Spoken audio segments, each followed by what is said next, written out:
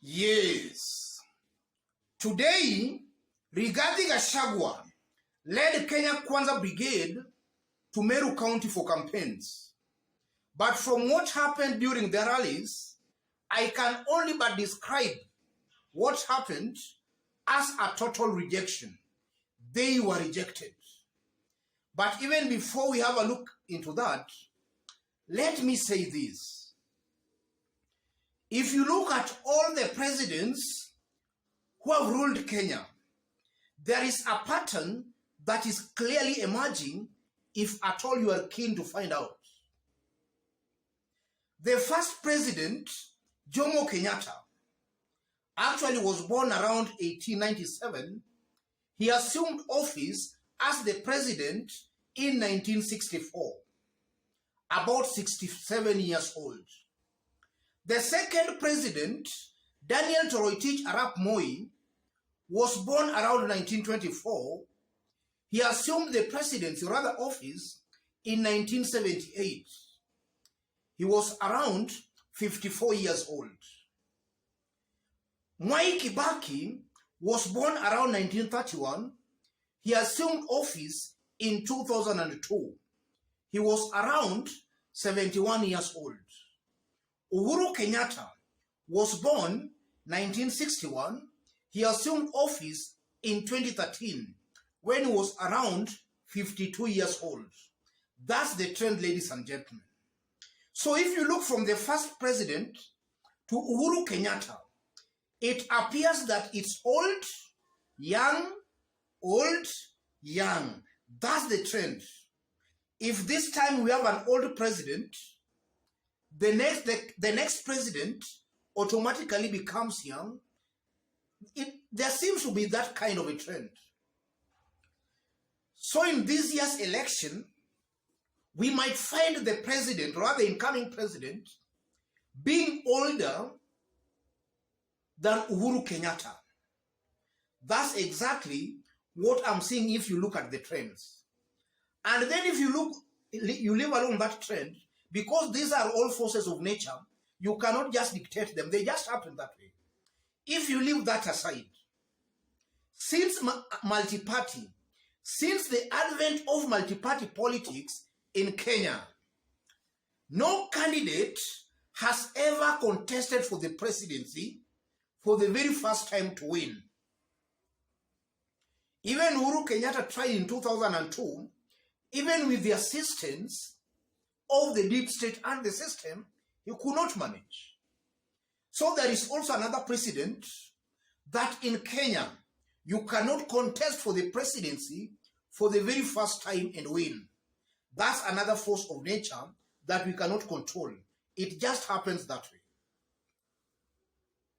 And also in the past three previous presidential elections, we have also seen that sometimes it takes more than just the votes to actually win a presidential election in Kenya. We have seen that in the past three presidential elections, that it takes more than just votes to win an election. Those are the factors determining the next president, or rather incoming president, or the person who becomes president in Kenya. And if you look at all those factors, they are just pointing to one person, Raila Odinga. Yes, that's the truth of the matter, ladies and gentlemen. So I'm seeing clearly stars aligned for a Raila Odinga presidency. This year, 2022, is Raila's year to lose the presidency. All stars are aligned for his presidency. So let me take this opportunity to actually urge Raila supporters across the country to actually make sure they maintain peace and they come out in large numbers on the 9th of August to actually cast their votes for their preferred presidential candidate. All stars are aligned for a Raila Odinga presidency. And in the event there is violence or any such kind of interruption, I tend to believe it's Raila Odinga who is most likely going to lose, because this is his year. this is his time to be the president. It has been a long journey.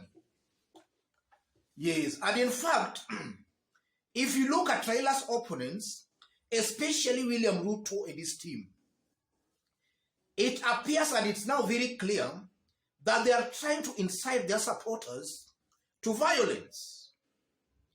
And I'm saying that because Ruto already knows he is not going to win. I know Ruto knows that. He is not going to win. And from what we are seeing from Ruto and his team, they are panicking. And that panic is actually making them even to incite their supporters.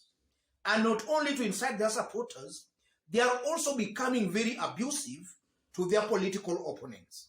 And we saw that yesterday when William Ruto referred to Eugene Wamalwa as a woman in Eugene Wamalwa's home county of Trans Nzoia. And that caused a lot of tension in that area since yesterday. So today, Rigathi Gachagua was in Meru County today. And this was the kind of a reception he was given.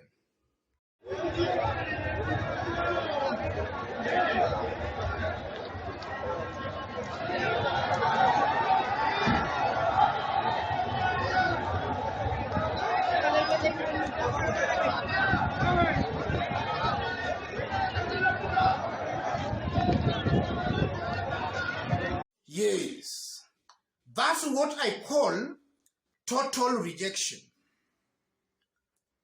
And that should not be encouraged, because every Kenyan and every leader should be allowed to campaign freely in any part of this country. But looking at what happened in Meru today, I put the blame squarely on William Ruto and his team. They have been very abusive to a point that some Kenyans are now getting also annoyed with Ruto and his team. And that was the clear message Meru was sending to Ruto and his team. They want leaders who preach peace. William Ruto has been abusing his political opponents. Some days ago, rather about slightly over a week ago, they were in Meru and they were attacking and abusing Peter Munya very badly. And they have mastered this art that anytime they want to abuse a leader, they will always go to that leader's home area. And then they abuse him there. I tend to believe that's not acceptable. Ruto and his team should actually preach. He should preach peace. Ruto and his team should preach peace. And from that incident, again for Meru, I'm seeing a mountain that has totally changed. Mount Kenya of today is very different from Mount Kenya some 2 months ago. Mount Kenya has totally changed. And I've been maintaining and saying in this YouTube channel, I won't be surprised, ladies and gentlemen, to find Raila Odinga beating William Ruto on the mountain. It won't surprise me. I won't be surprised. And that is so because if you look at the mountain politics, our politics is largely ethnic based. William Ruto, if you look at William Ruto's closets, if you open William Ruto's closet onto how he has dealt with the mountain people, there are a lot of skeletons in William Ruto's closet. And in the remaining 3 weeks, maybe the good people of the mountain might actually think rationally and make some informed decisions. And that's why I'm saying I won't be surprised to find Raila beating William Ruto on the mountain. And from what happened today in Meru, things have completely changed. The mountain of today is very different from the mountain of some 2 months ago.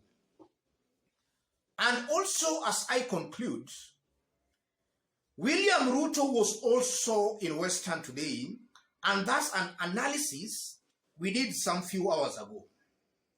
William Ruto was captured live on camera, actually arguing with a resident, someone who just attended this rally. And maybe the person challenged William Ruto onto why he was abusing Eugene Wamalwa. William Ruto opened an argument with that kind of a person. And that's the same William Ruto who is actually telling us that he's going to form a government of Mama Mboga, a government with border. But he's actually looking down upon those people. In fact, for those who might have missed that in our early analysis, have a look at the clip here. Wewe kijana, wacha kunijibu, unanijibu kama nani? Kama umeleta kisirani kwa hiyo mkutano utoke. Yes. That's William Ruto arguing with a hustler. Somebody has been saying he's going to form a government with. That only shows clearly Ruto has sensed defeat and is very much angry and very much annoyed. And that kind of a leader can be very, very dangerous.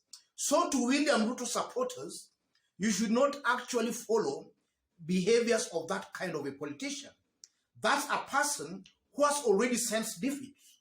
His main aim and intention is to incite you to actually cause violence. And I'm saying that basing my argument on the kind of, on his tone. He's talking with a lot of bitterness, a lot of arrogance. That should not be encouraged.